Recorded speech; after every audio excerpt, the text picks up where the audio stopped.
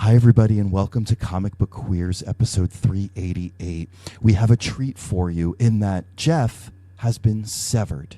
So we're going to introduce you to Jeff's new innie, and I'm going to teach him a few things about the show before we get started. So let's please welcome innie EvilJeff.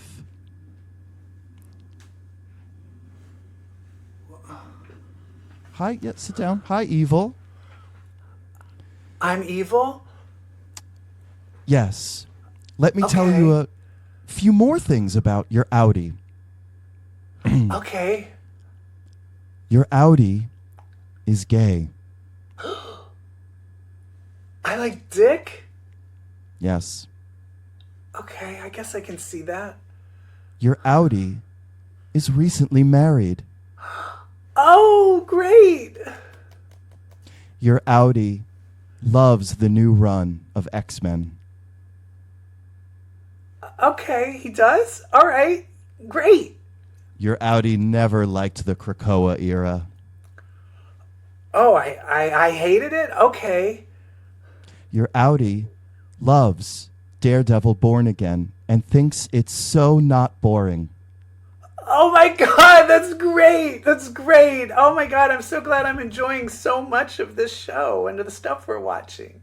And finally, your Outie agreed last night to Venmo me $1,720 today. Oh, okay. I guess I'll do Yes, that now. please. Okay. All right, thanks. It's in there. It's just autofill is your friend. Okay. Excellent. Okay.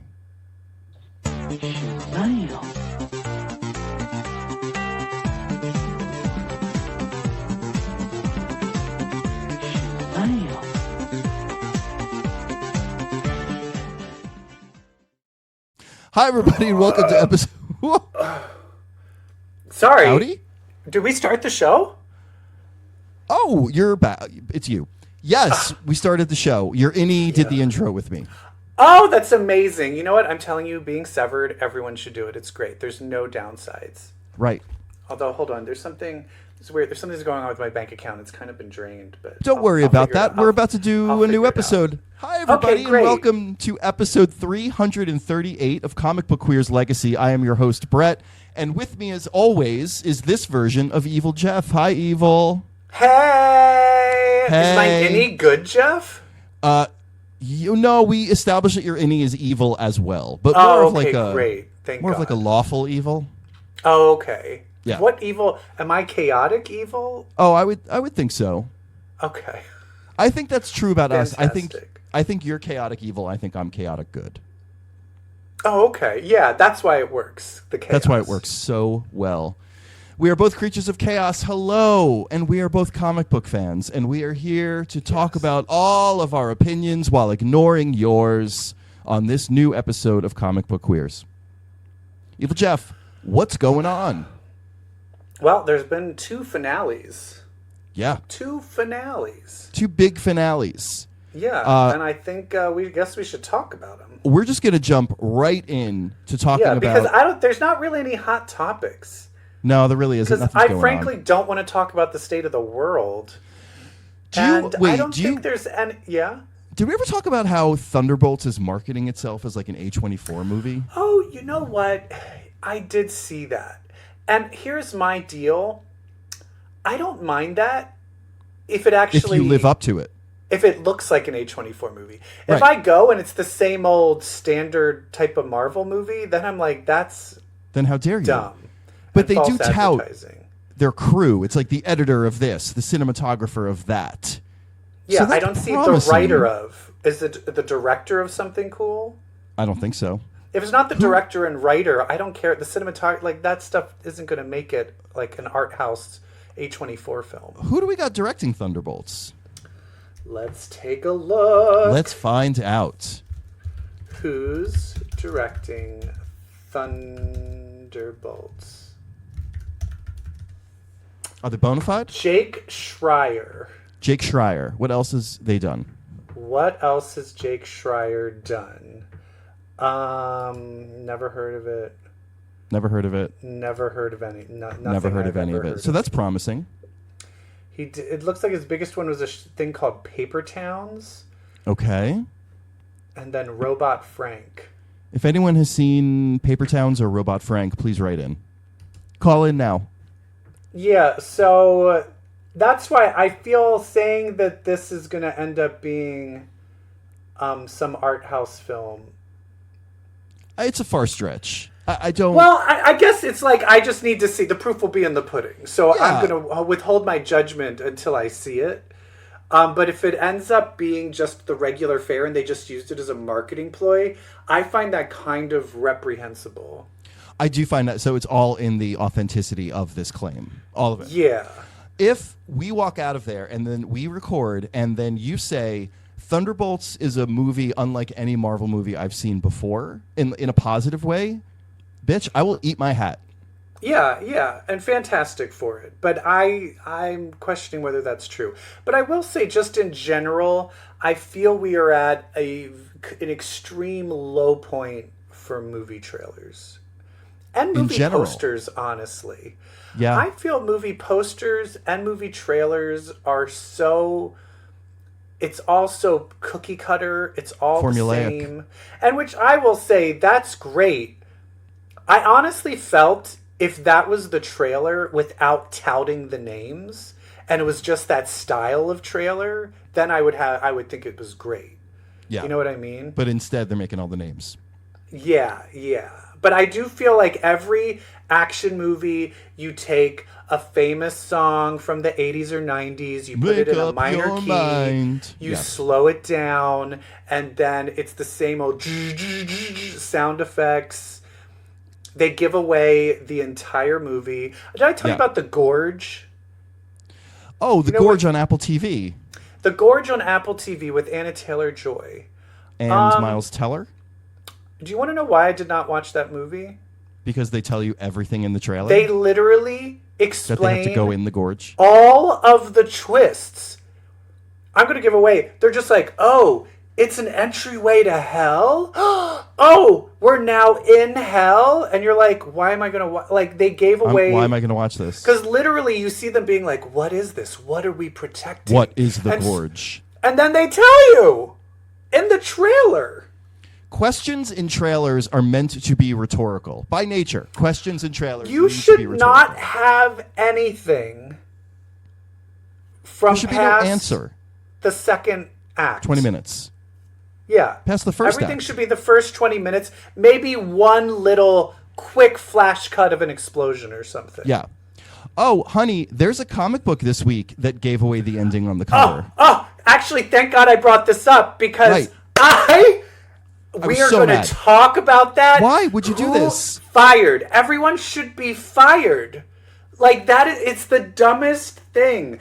We've complained about this before, where there is a last page reveal and the person is on the cover. Like, what are we doing? What are we doing? And then to make it more egregious, they will have covers where nobody is in the comic book. Right. We'll talk about those comics later. I really think we need to get back to those TV finales. So, yeah. I'm starting to get angry. I'm kind of like those comic covers. That's why Trump won. Okay. Oh, I fully agree with you, and I understand what you're saying. But hold your horses, because we're going to talk about TV. What you watching? Is it me naked? No? Oh, fine.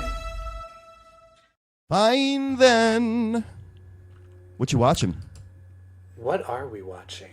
Oh, we're watching the season finale of Severance. I think this is such an hour and a half. Amazing ending.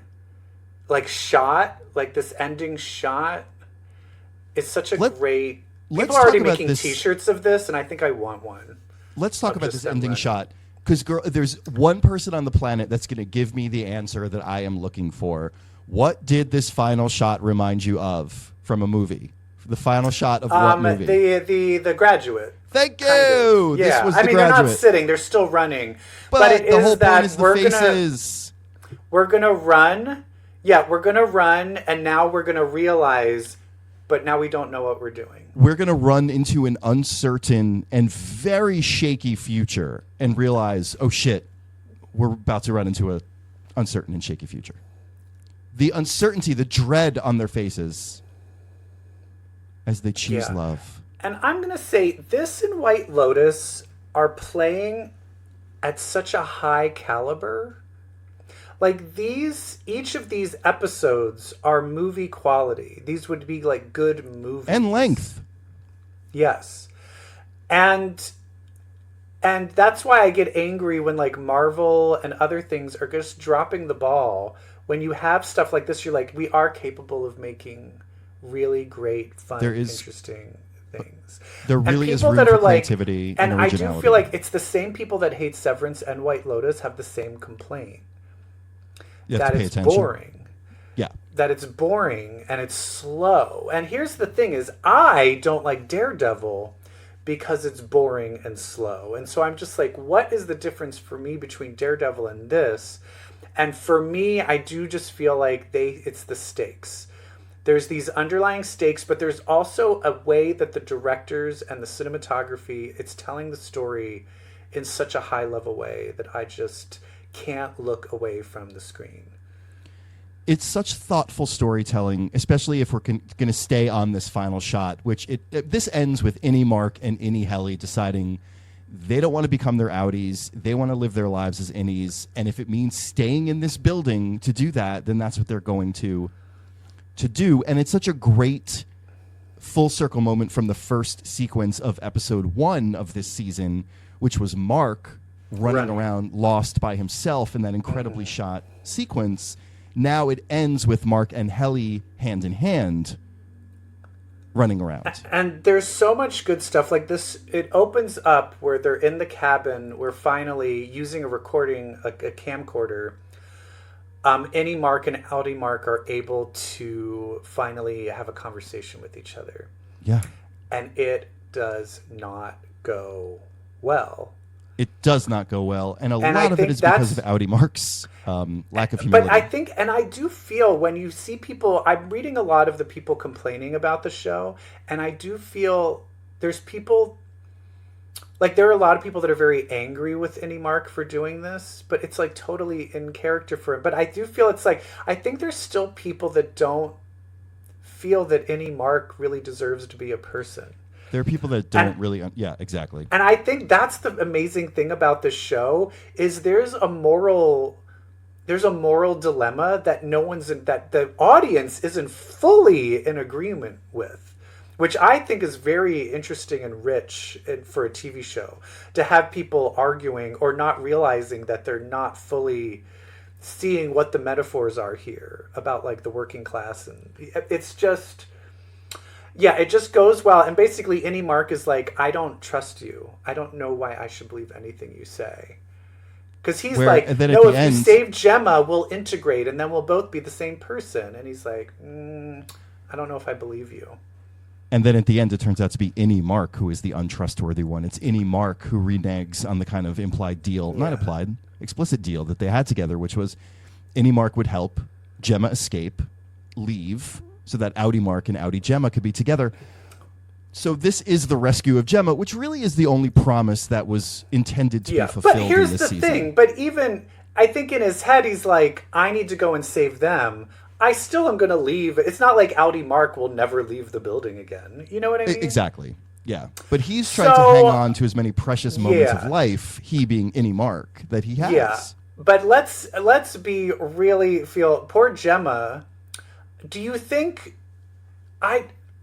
she realized in that moment when they went to, I guess... Let me make this easy. Gemma has no idea that Mark is severed. He's severed. How could she? Okay, yeah. No, because I just read... No, because the only moment she would have seen the severed version of him is when she was instantly thrown out the door. Right. So she doesn't realize, and so she's now seeing... She also doesn't even know what severed is. Like, she doesn't know that she's been turning into other people. She knows that she blacks out. Yeah, I guess so. But she has to know that, like, she blacks out in something, I guess. But I think when she comes to and, like, she's kissing, she's kissing, and then the next thing you know, she's outside. Yeah. She has to. She's been there for a long time, 2 years. I'm sure she's probably thought, I'm doing something. I'm becoming other people. Yeah. But can you imagine just seeing your husband, literally, you're kissing your husband, and the next thing you know, he's pushing you out and then running away with another woman? This poor woman. Just talking about the dynamic between them, though, we saw like every possible combination. We saw like Innie Gemma with Outie Mark. We saw like Outie Mark with Outie Gemma, then Outie Gemma with Innie Mark, and Innie Gemma with Innie Mark. All in the course of an escape. Innie Mark, and it's...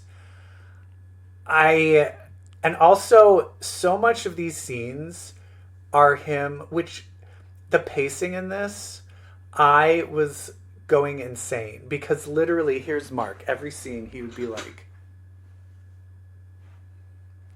and I'd be like, "Run, get out, go!" Yeah, because you're like, there's so much urgency, and he has to be careful. I get it, but when you see when it keeps cutting back to Milchek trying to get out to catch him, and then he's just kind of slowly walking. I was Tension. like running around the room like, oh my God, I can't handle this. But also like, it's because he's unfamiliar. He's unfamiliar with the environment. But did you notice that? He has to be like, he has to be like that. But that's what makes good TV is I'm running around like, ah. Did you notice though that Gemma, who's familiar with the environment because she has made multiple attempts to escape, beelines it. She's like, come on. Like they pick up the pace when she is the one navigating because she has that familiarity.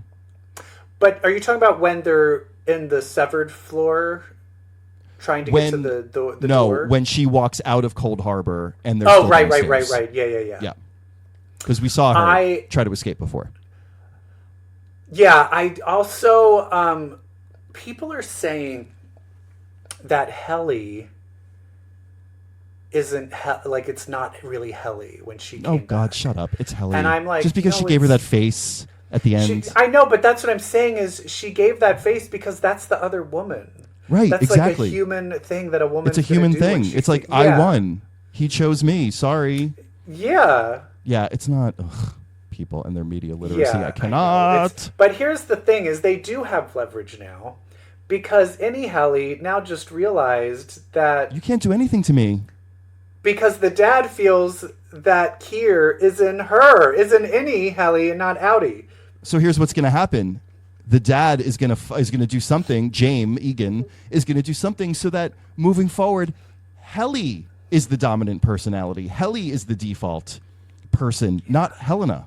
Helena's going to be lucky to get out, if ever, because dad doesn't want her around. He wants this one around. So this third season, I think doing that, because you were kind of like, how are they ever going to get out? What are they going to do? Where's there to go? No, adding that leverage is so smart because it gives the third season somewhere to go. Yeah. Because otherwise you're like, they don't have any leverage. They have tons of leverage now. So I love that. Yeah. I also love how they flipped, like, if you look at this as the Oedipus Eurydice myth, like Hadestown, like they've switched roles. Like now it is Mark who's kind of trapped in quote unquote hell, and then it's Gemma who's got to go in and rescue him. Yeah, because that's my thing. Is I was also like, Jenna, you just need to go. I know you're traumatized, but go. Get in your sister-in-law's car, which I'm sure is running idle outside. Here's my thing though, is I want to talk about Cobell. And what is Cold Harbor? So Cold Harbor, it's the final, it's taking her most traumatizing things to show if there's any change, if she's truly severed. We're going to take her miscarriage, have her deassemble this crib to see if she's truly completely unsevered. And I think what they were saying is after we do this final test, we're going to take the chip out and analyze it, but that will kill her. Yeah. So I think that was what they're doing. I thought Cold Harbor was... But then I still am like... Are they really just perfecting severedness? I thought it was about cloning and Keir and maybe putting Keir inside someone else. Do you think that's still anything in there? I still think like they've established that the numbers are the building blocks of the mind, and so I can see them maybe like constructing a new Keir and putting that.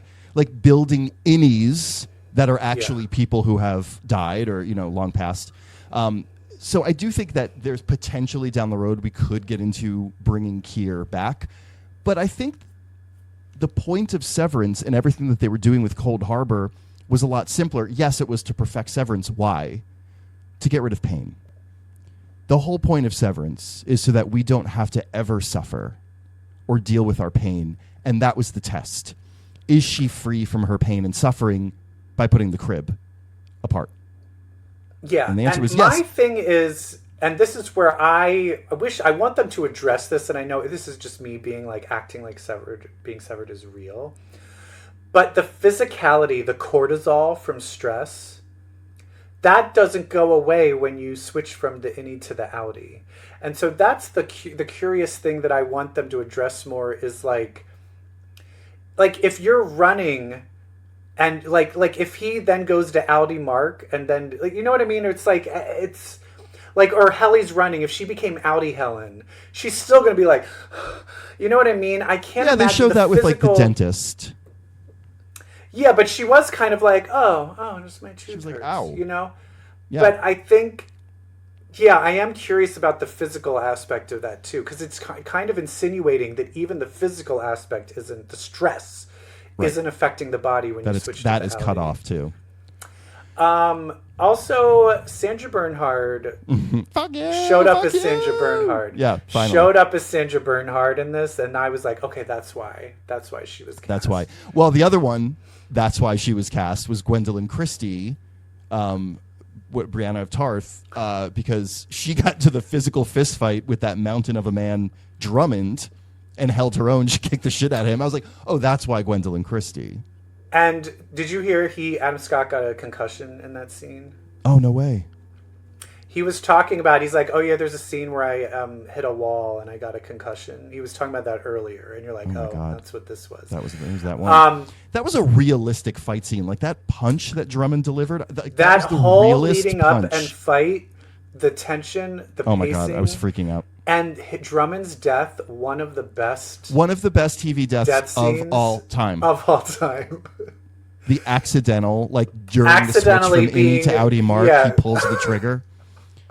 Amazing. But then that led to the escape because A, his big ass body held that elevator open, and B, the blood that then squirted on Mark's tie. So smart, was able to get into the door. This show is so the DNA coded door. Smart. So fucking smart. The other thing about Drummond, that big ass man, is I don't know if you've watched Somebody Somewhere, the Bridget Everett show, but he is the sweet, lovable neighbor that she falls in love with over the course of the last season, and he is like the most gentle, kind person, and it's the same actor as Drummond, the big bearded guy. It's crazy. Oh, that is crazy. It's so weird to see him as two completely opposite characters. Yeah, I love seeing character actors that are villains in one thing and then play good guys. Like, I will say the latest Squid lovable. Games, I watch a lot of K-dramas, and the latest Squid Games, most of the characters I've seen in other things, but most of them are switched. Like the good guys are bad guys in other things, and the bad guys are good guys in other things, and that's really fun to watch. I love that. Yeah. Well, anyway, I love Severance. Dylan's less interesting. It's just he was denied to quit because. Do you know what that was? What? The substance. That was old shriveled Demi Moore trying to kill Margaret Qualley and being like, I can't do it. You're the best part of me. I can't kill you. That was exactly what happened with Outie Dillian. He's like, you're the best part of me. I want you around. Yeah, I want you around because now I'm like, oh, I can be that. I can be the person. I can aspire to this. Loves, which is kind of depressing. And also lovely and hopeful. But I hope it's not another fucking 2 years. No, it won't be. I don't think it will be. Also, Severance is the #1 show in the entire world right now. As it should be. Severance is now the new, like, Stranger Things. Like, the hold that Stranger Things had on people. The culturally Severance defining. is now the new Stranger Things. Well, because our relationship with work changed so much over the past 4 years, 5 years, because of the pandemic.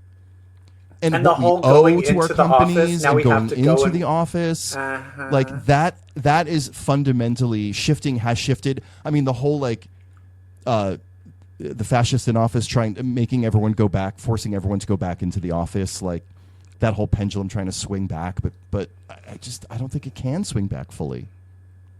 Yeah, well, especially when I know people where they were forced to go back, and then they're like, oh, we don't really have enough like seats and offices for everybody. Yeah, right. And you're like, you didn't think about that before. That happened at my old agency. Like everyone's going back, and now they all have nameplates on desks. But everyone's like, but none of you people with nameplates on your desks are here ever. And those of us that are, weren't given nameplates, and we have nowhere to sit because your fucking nameplate's there, and I can't sit at that empty desk. Oh, corporate culture. Oh yeah, it's yeah.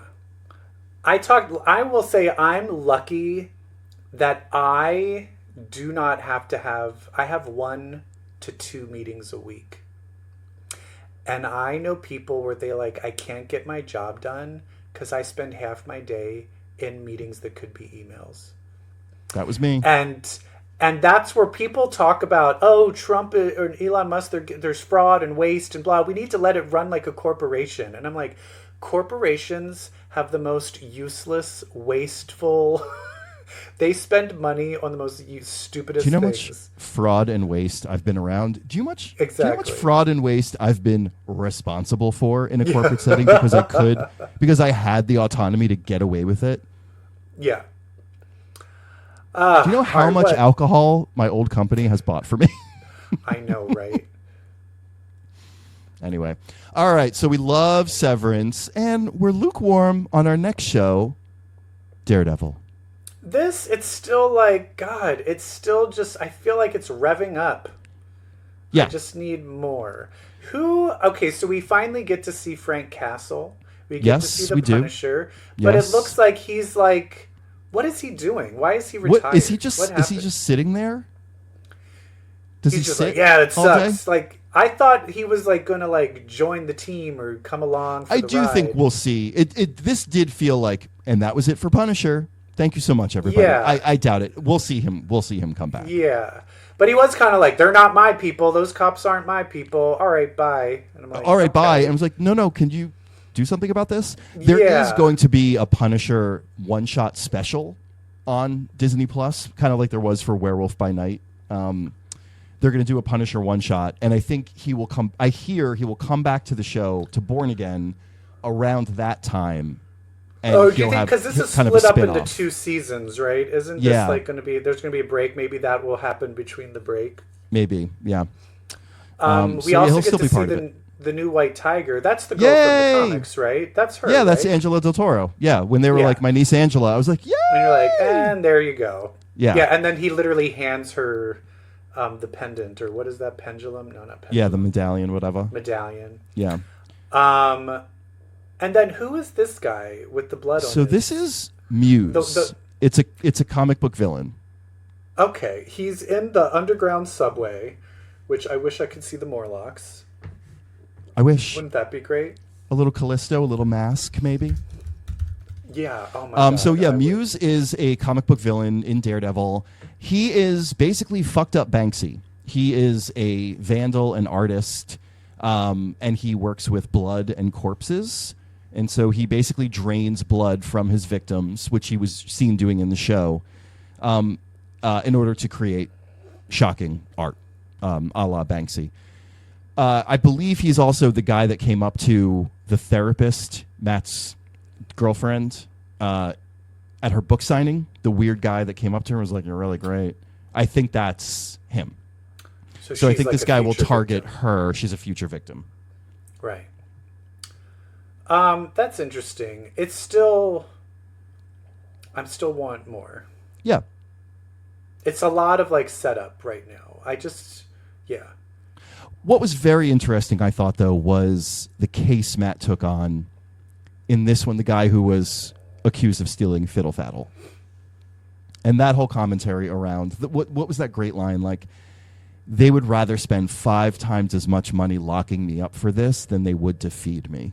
Like, and I thought that was... Well, let's be honest. That's like 5,000 times as much. 100%. And it was great to have that point of view conveyed so well and so powerfully on the show. I like that the show took up kind of public defender and the people who need that and kind of why they commit the crimes they commit. I thought it was great. All right, what else we got here? Well, I know there was a a Harley Quinn finale. I did not watch it, nor did I create a visual for it. That's how much I don't care these days. But you saw it, and you promised you would tell me all about it. This show really jumped the shark. It's all... So basically, Lena Luthor defeated Brainiac and took over his little ship and shrunk down Metropolis and is gonna, basically, be some evil villain, and then Metropolis is shrunk down. Harley Quinn and Poison Ivy and her mom, because the dad is dead. The dad has been killed. The dad tried to have was paid to put a hit on Harley Quinn, I think, from Lena Luthor, and then the dad ended up being killed. So her dad's a piece of shit who's dead. And so now basically they bring in Lex Luthor because they're like, oh, that's her kryptonite, is her brother. Mm-hmm. But in the end, it backfires and they decide to team up. Okay.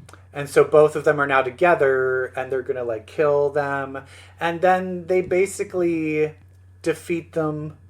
The little plant, Frank dies, the plant dies, and then there's a little baby girl version of the plant. I saw that. And that plant eats Lena and Lex Luthor. Great. So they're defeated. And then they go to escape. And then the main Brainiac ship hits his home planet, and all the debris causes a meteor shower and then fucks up their escape pod, and then they're all about to die, but then Superman comes and saves them. Oh. And then in the end, because the Metropolis was shrunk, and I could be wrong, but this is what I think happened. They unshrunk it right next to Gotham. So now Metropolis and Gotham are right they always next were. to each other. They always were in the show. They were across a river. Yeah. Oh, they were? Oh, okay. So they're back in Gotham, but then there's still Metropolis. Yeah. Right there. And it kind of ended with no big, as if this might setup. Not come back. This is it. Yeah. There's no setup. I kind of was hoping there wouldn't be a setup because I think the writing's on the wall. And it was kind of very. Wait, what? Yeah. Yeah. Anyway. All right. So that was that. It used to be a good run while it lasted. Yeah, I give this whole season a skip. There's that one episode with the whodunit kind of. The one whodunit one was great. The with, Alfred not murder mystery. Wadsworth. I would say Wadsworth. Alfred, and that, but other than that, every other episode was bad. Yep, agree. Wonderful. So that's TV. Are we going to talk about comics? Are we going to talk about comic books? I think we should. Okay, let's do it. It's mutants with powers, Omega for hours. Bitch, let's read some X-Men. Okay, so we did read some X-Men in our segment called I Want to X You Up. And our first X-Men book is Psylocke number 6, which, by the way, bitch, did not realize until today when I read it, this is an ongoing. This is not a limited series. Oh. Because she's like, and my next arc, I'm like, oh, I thought this was it. I thought it was Taxonomist, defeated, done, back to the X-Men, good, we're good. No. We're starting a new arc about her relationship with Betsy Braddock, and I'm here for that. Well, it turns out he's not a mutant, just fucked up. Disabled? Yeah, he's mutated, but he's not a mutant. He doesn't have an X gene, but he's got this horrific mutation. But it does look, he just because she has such a fucked up history, he wants to make her part of his museum, but that includes he needs Betsy Braddock too, which I did kind of like that. Yeah, because he wanted to get morph them physically into this creature and then stuff it, put it on display. He is the taxonomist after all. Taxidermist? The taxonomist? Taxidermist? The taxidermatologist? The taxes are too high, Modest. Oh, my God. Don't even... Oh, my God. You know how I'm a freelancer now? Well, she's working on her first... Quarterly... Oh, are you girl. paying your quarterly taxes? I didn't, because last year, I did it midway through the year, but now I'm going to be on track to pay quarterly, but... Oh, what I owe. Oh. Bitch, why does this world take half of what we make? Half. Why? It's not half, it's a third. It's half for me. It's fucking half. Why is it half for you? I don't know. Wait, who's adding it up for you? It's half. Do you have an accountant that tells you how much to send? Oh. Because it's always been a third. It's not a third, it's half. Because my W-2 takes out a third, and then I still get stuff back when I do my taxes. You sure about that? You sure it takes out a third? Yeah. Yeah, I look at what... Yeah, when you look at your check, you see what the total is. Social Security, Medicare. Yeah. All... And that's the thing. I will say this. This is where we're sounding like Republicans right now. But, you know who's talked about this? Cardi B, where she was like, I would love to pay taxes. I'll pay more taxes if I felt like I was... I felt like everything worked. Can I get some health insurance? If I'm giving you half my shit? I know. Because in Sweden, they're like, yeah, we pay 60 to 70% taxes. And they also have free college, free health care, free child care. They're just living it up. Anyway, Psylocke. Whatever. Psylocke. How does she being more powerful than this guy thinks she is. Yeah, basically she's crucified. She's pinned like a butterfly. Pinned like a butterfly, but very crucifixion-esque. She just fucking tears out of it. She just tears out. And then, fucking puts, the good old psychic knife. Yeah, well, she battles a bunch of battles a bunch of things, fucks him up, fucks the guy up. That's it. You don't mess with her. But does she just leave him, or is he just... I think she kind of just leaves him. Yeah, I was like, shouldn't he go to jail or something? I don't know. Yeah, I mean, it looks like his life is one big jail. This guy's a cock. Yeah, but basically she goes back to Grey Crow, and then she looks in the mirror. And then she sees the hybrid Betsy Braddock thing that the taxonomist was saying he was going to create. Yeah, so why is she seeing that? What is that about? It's going to lead into the next arc. Yeah. And then Grey Crow's like, how you doing? And she's looking in the mirror at this hideous hybrid of her and Betsy, and she's like, I'm fine. It's like, I don't want to be white. Oh, my God. Why has it got to be white? Oh, my God. I will say, I was hanging out with someone. I was at a gay bar, and so what was I talking about at the gay bar? Drag race. X-Men. And someone was like, oh, I love Psylocke. Betsy Braddock, right? And I'm like, not anymore. And I was like, no, Betsy Braddock is Captain Britain now. And he's like, no, she's Psylocke. And then I was like, no, well, Betsy's a white person now. And and then he's like, what? And I was like, oh, you don't know. Oh, so I then... telling a drunk person at a bar who has a little bit of X-Men knowledge the story of Betsy Braddock being mind swapped with the Japanese ninja, and then 30 years later realizing it's problematic, and then splitting them apart. Under the editor-in-chief of Marvel, who did the same thing in real life. Yeah. Wait, what do you mean did the same thing in real life? C.B. Cebulski. He pretended to be a Japanese writer. For a while. Oh, that's right. I forgot. He gave himself a Japanese name. That is so crazy.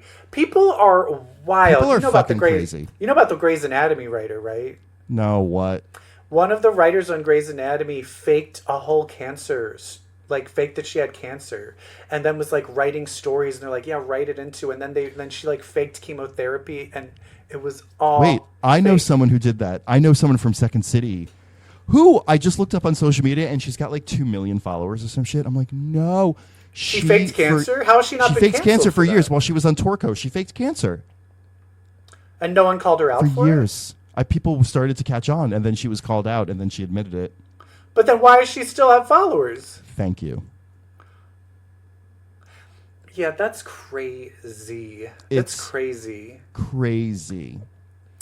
Although it is the plot of an amazing TV show called I Love That For You, starring Vanessa Bayer, which I love that show. highly recommend everyone watch, where she pretends she has cancer so she doesn't get fired from her QVC job. Yeah.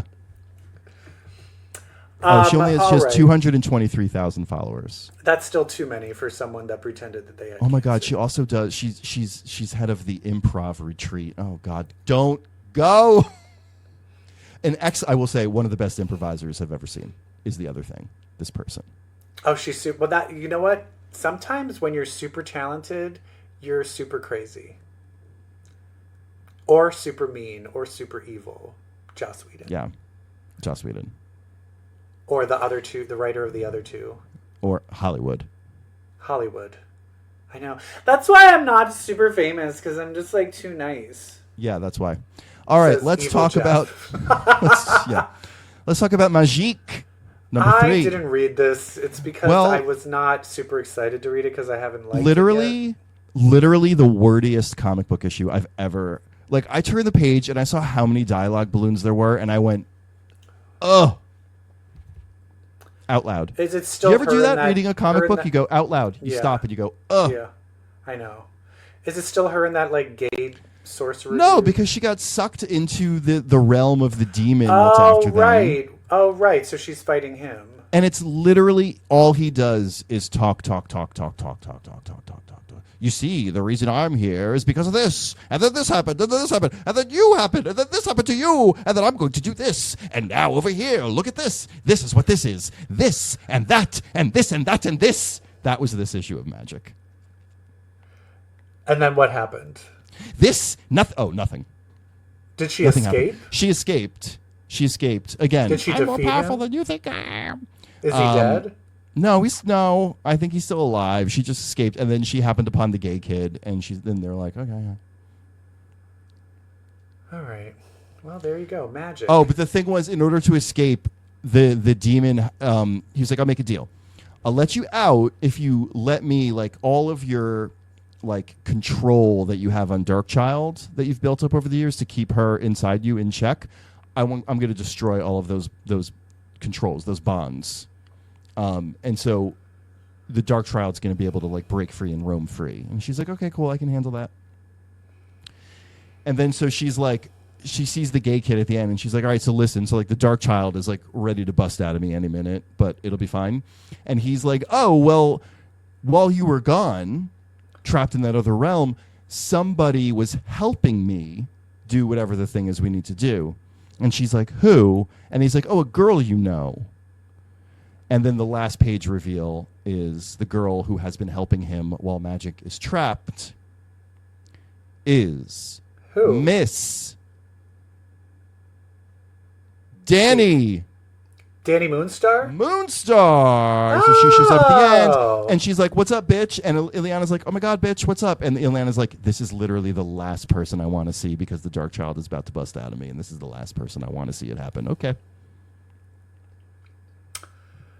Yeah. Because Danny ain't going to put up with that. No. That shit But at Danny's all. probably the best person to help keep it at bay. Oh, I mean, that's true. Like, Danny is probably the best person to help is a true sentence in any situation. Yeah. Which is ironic because her powers is only to show your deepest fear. Yeah. But the rest of her cooks. Which is, it's for a character that has such an amazing power and then is hardly ever used. They're like, she makes you feel your biggest fear. How about we make her shoot psychic arrows instead because she's Indian? Right. She's Native American. She should be the leader of the X-Men.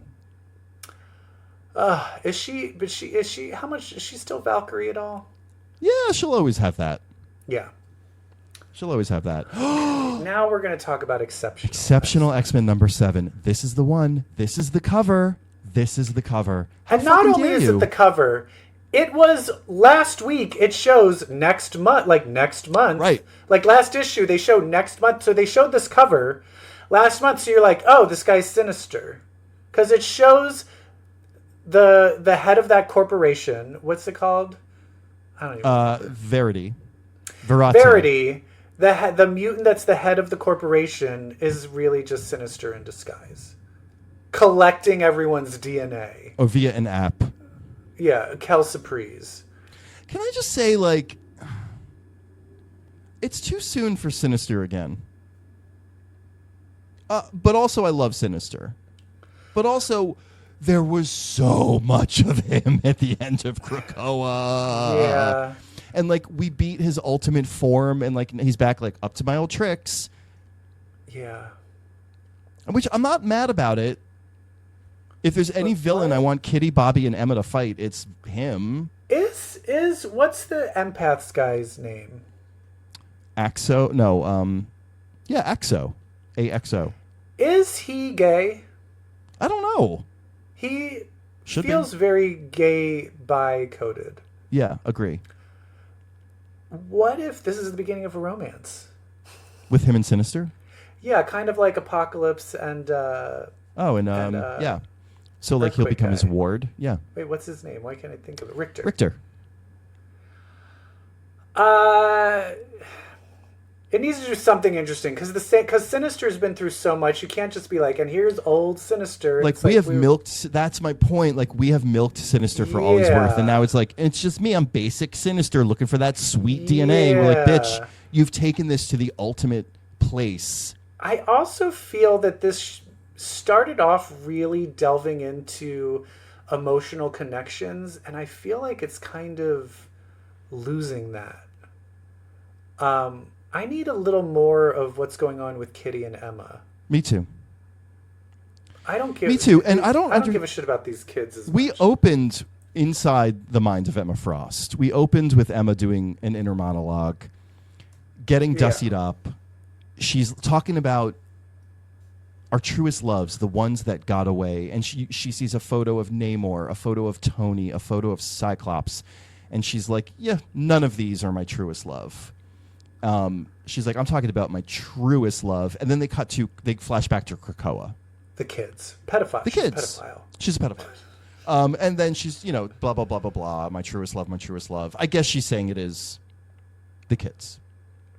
She's doing it all for the kids. She's doing it all for the Nookie. Yeah, I still feel there's something kind of severed, pun intended, with her. Neutered. Yeah. There's something a little neutered with her. She's kind of just like this supporting character. Background. Yeah. And I like want the her supportive to become a little character. more up in front. And especially Bobby, too. Bobby's just always like, hey, it's me. I got a call from somebody. And you're like,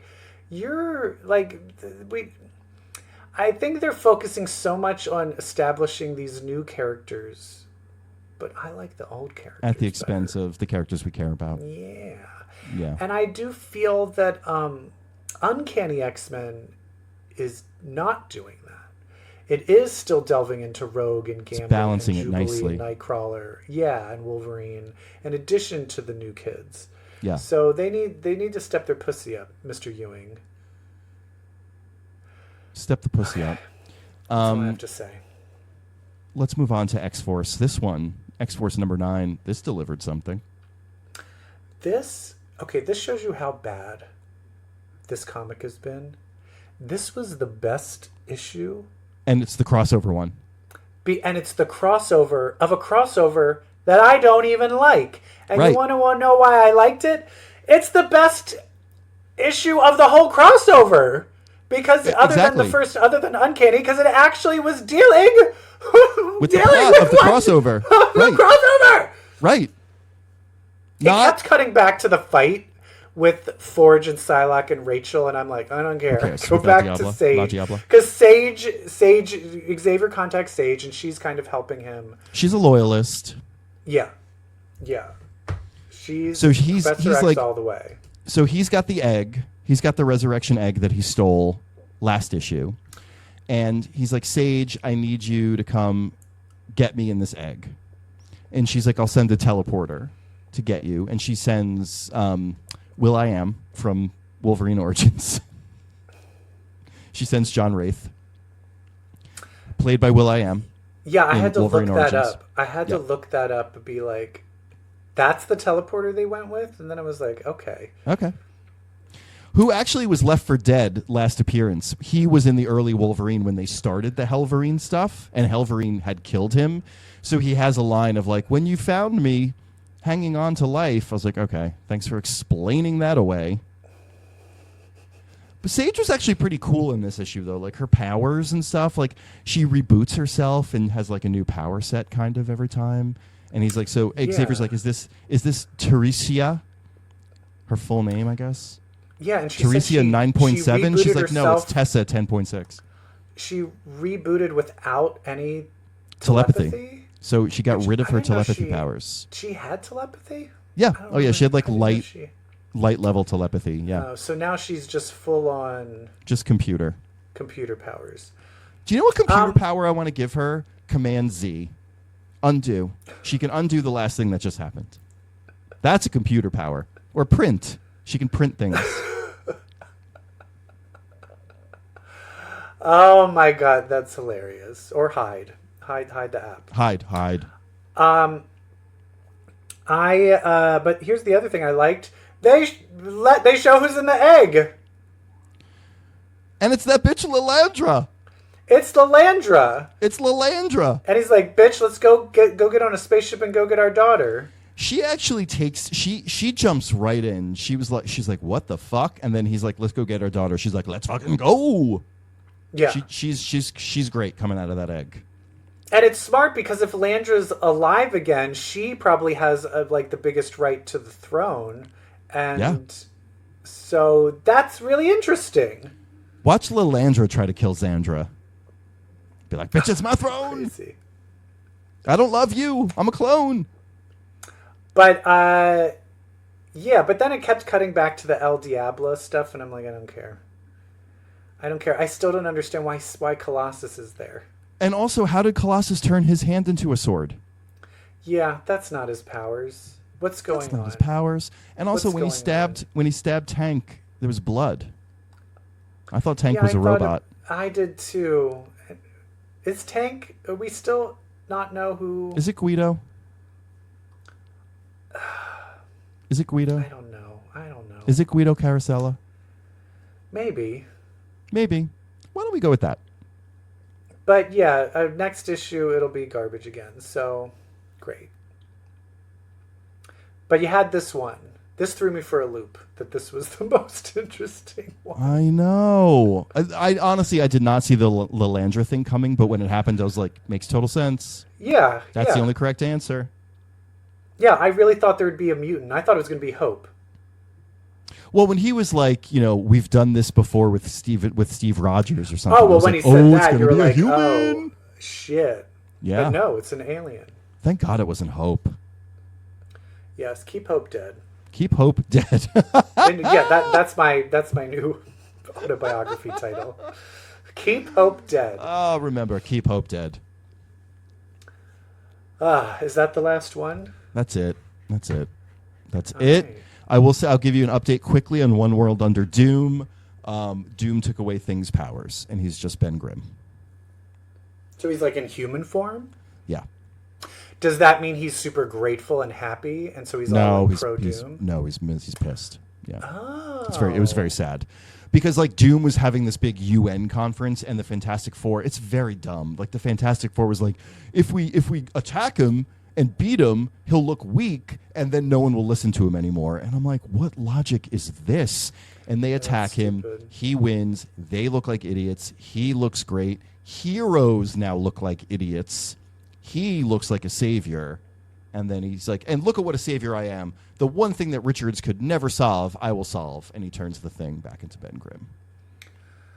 Is he still with his blind girlfriend? Yeah, they're married. Well, and then she touches him, and she's like, ugh, it's smooth. Ew, it's smooth. Soft. Ooh, what is it? It's soft. It's small. Oh. Poor thing. Poor Thing. Oh, poor Thing. Do you know, did I ever tell you this, that I have a friend of a friend who collects any comic book or will turn any panel into art of sad Thing. So like anytime a comic book has a panel where the Thing is like crying or dejected, he will buy it because he collects Thing being sad, which I think is such a great thing to collect. Oh, that's I love that. Sad. That somehow reminds me of the Garfield without Garfield. You've seen those, right? Oh, remember those? Yeah. Where it was a study about John's mental health?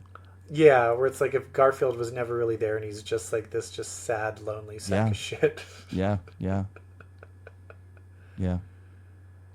Well, great, we did it. We did it. And we did it. Thank you for listening. Thank you for... I hope you enjoyed Severance, and I hope you... I'm curious, did you enjoy Harley Quinn? Reach out to us. Ask us about stuff if you liked it or didn't like it. Someone commented, I talked about watching the show X again, which I am still rewatching. Oh, yeah. It's amazing. And one of our listeners also watched the show and was talking to me about it. So yeah, reach out to us, comments. We have nothing going on in our lives, so we will answer comments. We will. I swear to God, we will. And I have... to say I have nothing going on in my life is not fair. I have a little bit of gay sex happening in my life. Oh, great.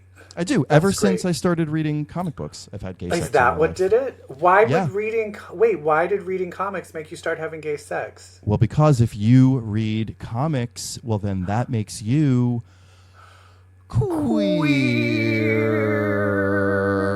Bye. Bye. Bye.